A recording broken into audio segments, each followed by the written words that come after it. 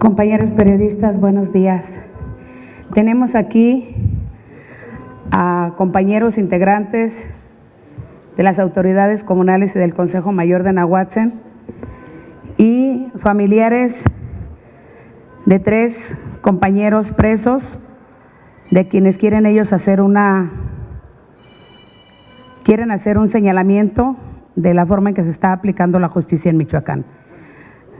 Nos acompaña el compañero Felipe Talavera Pineda y el licenciado Saúl Cristóbal Cuevas para que ellos les den a ustedes los pormenores de esta situación.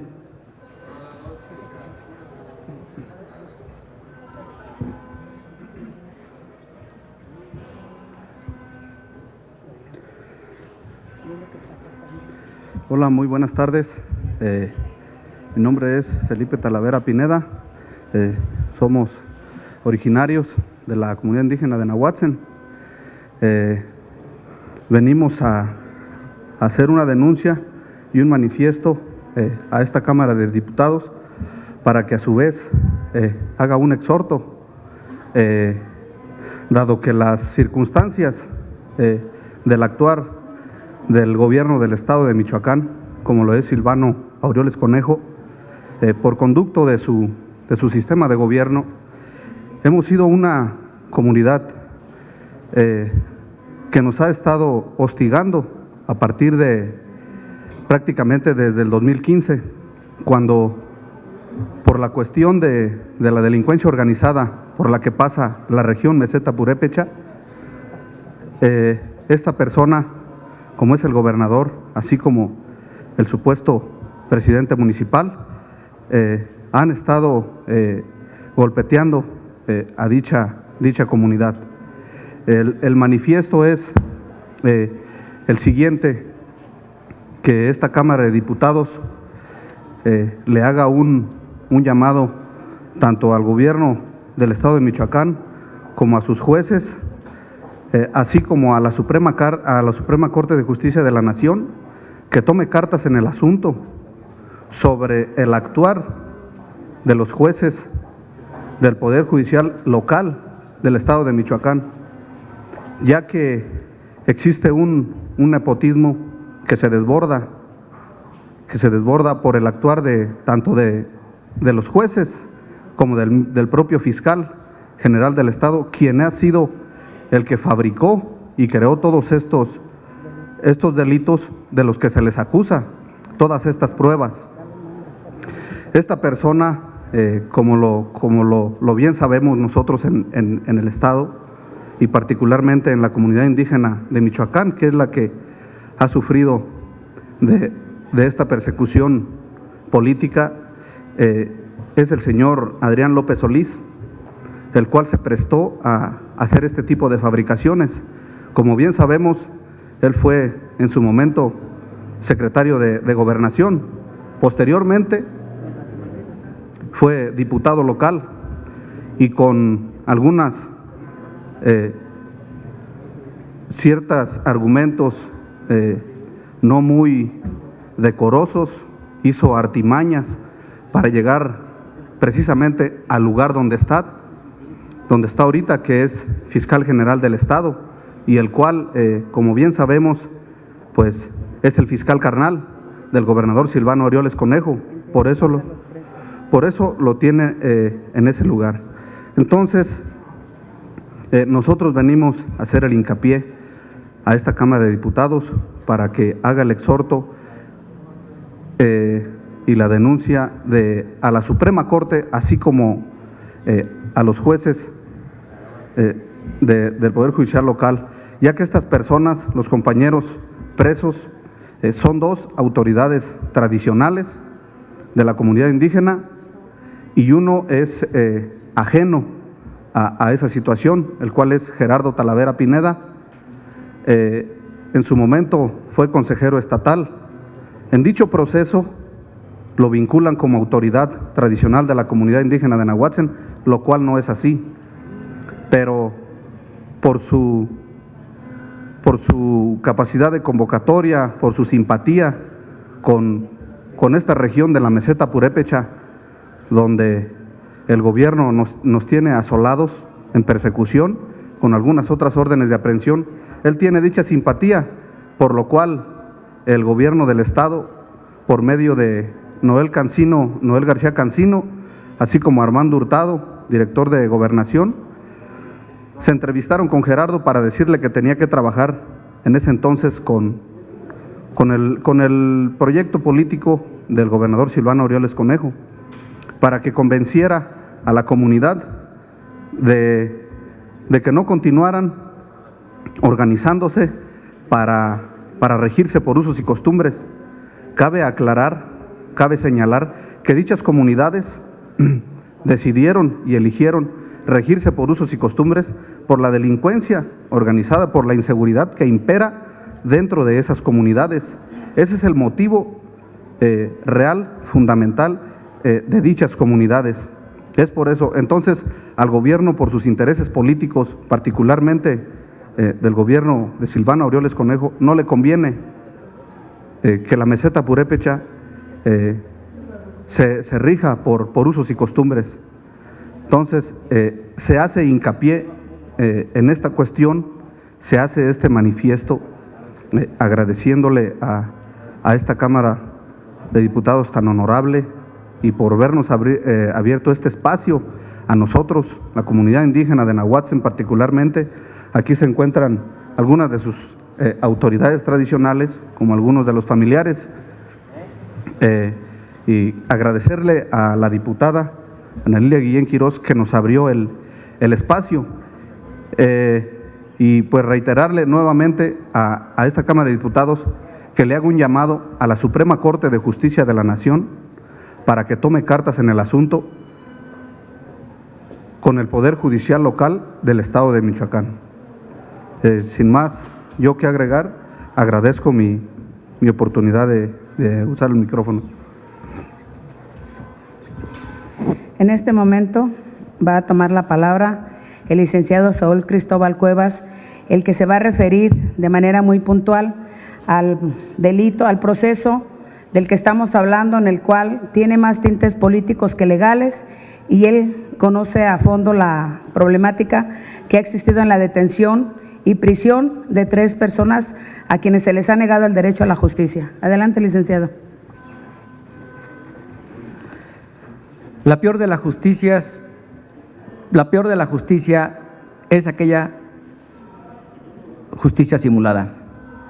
Buenas tardes a todos los presentes.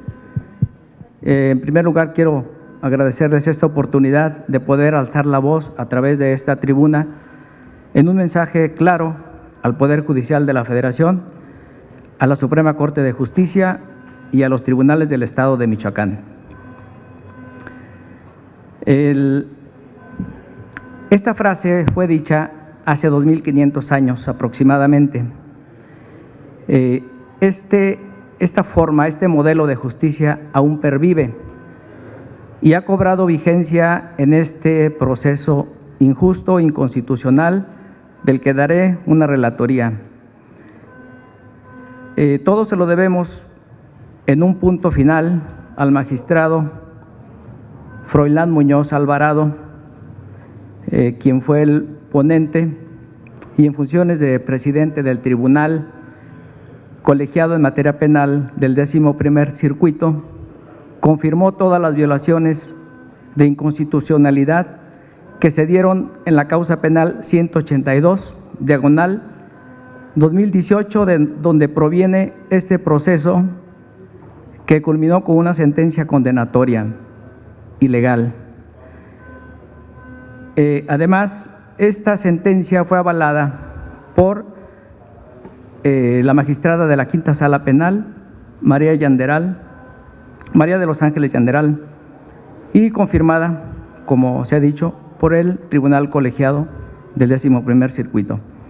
Estas situaciones se hicieron valer a través del recurso de revisión presentado ante la Suprema Corte el 10 de septiembre de este año, en el cual se considera que al haberse fundado la sentencia en unas normas que revelan una inconstitucionalidad y que ésta debe de ser debidamente interpretada.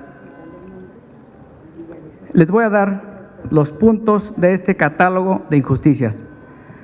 Primera, se condenó a personas inocentes, en este caso al sentenciado José Gerardo Talavera Pineda.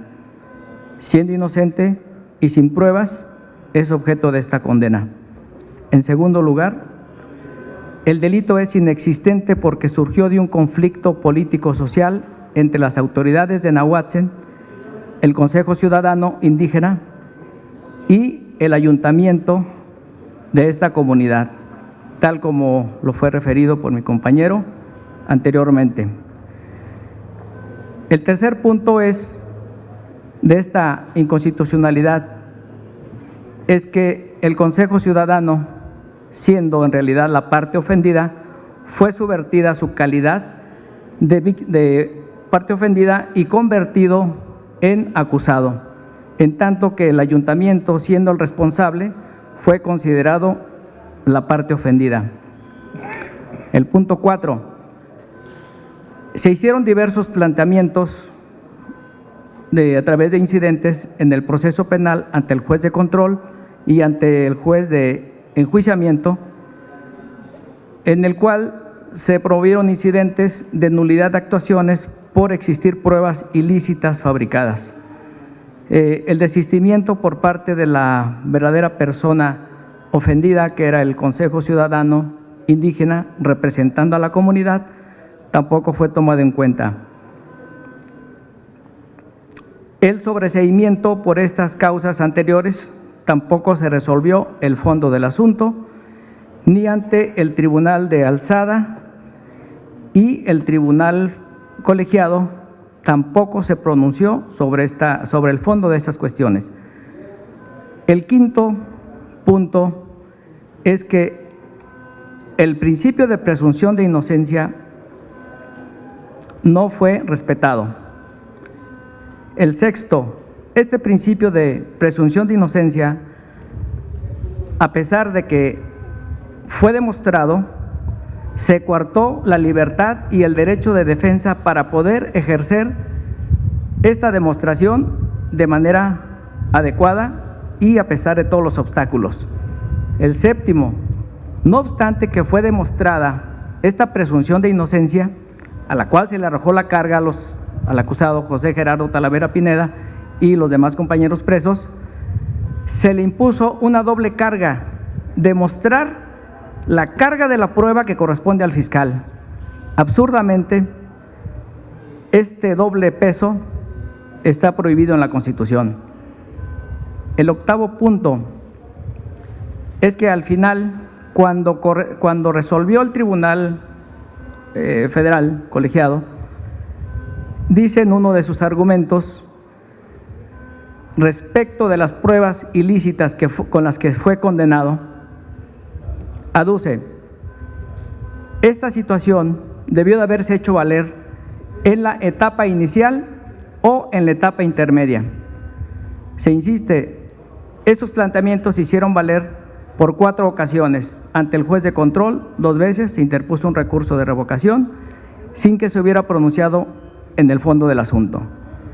Se volvió a repetir ante el juez de enjuiciamiento, él dijo que esto correspondía al juez de control y surgió un conflicto competencial entre ambos para decidir el fondo de esto y finalmente se decidió por un conflicto competencial ante el magistrado de la Cuarta Sala Penal del Supremo Tribunal de Justicia del Estado de Michoacán, que resolvió que esto correspondía a resolver al juez de enjuiciamiento.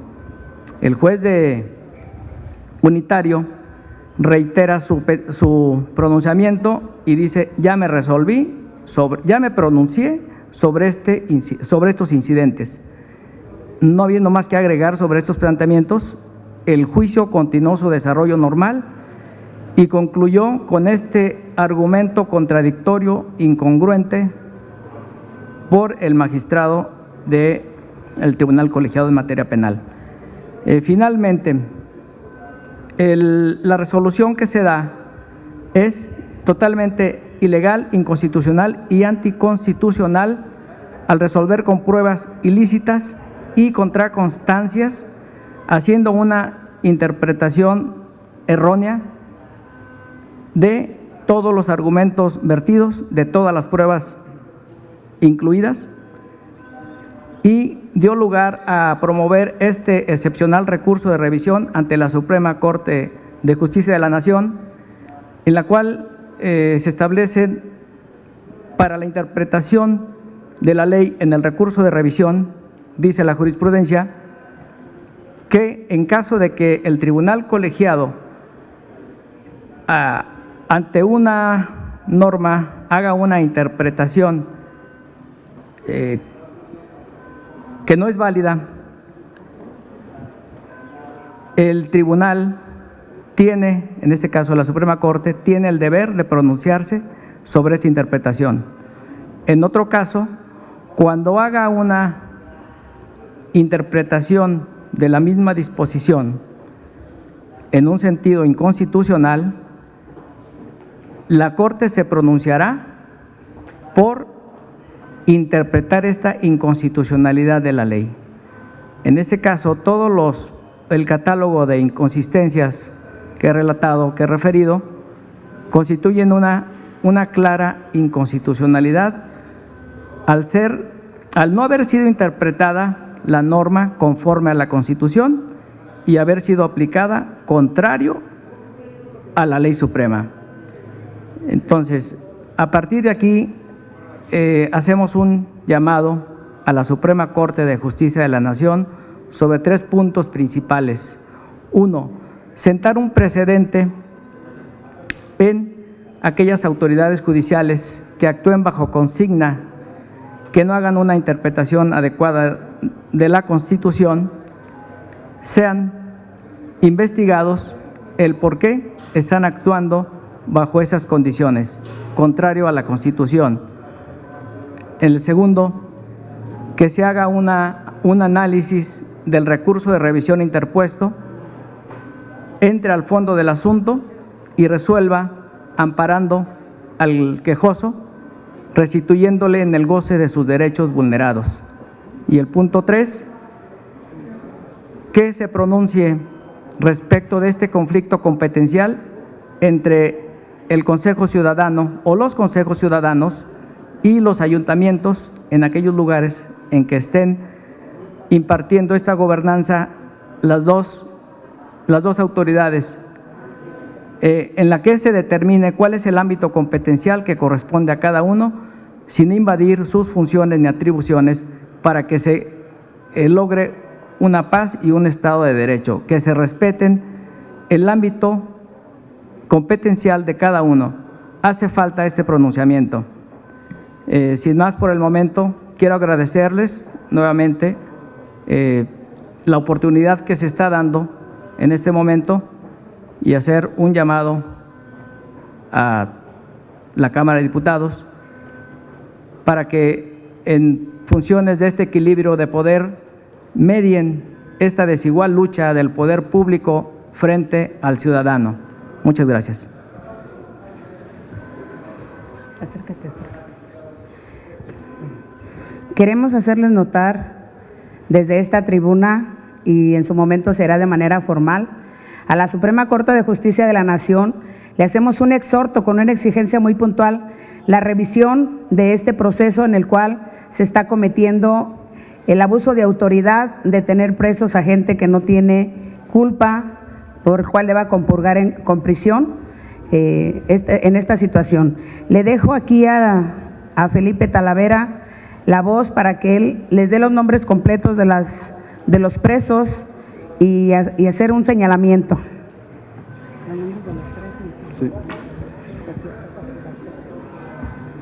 Sí, nuevamente, nada más para finalizar y puntualizar claramente que los compañeros que se encuentran detenidos del día 11 de noviembre del 2018 hasta el día de hoy, las dos autoridades tradicionales, uno es José Antonio Arreola Jiménez, el otro es José Luis Jiménez Mesa y José Gerardo Talavera Pineda, ajeno a la autoridad tradicional.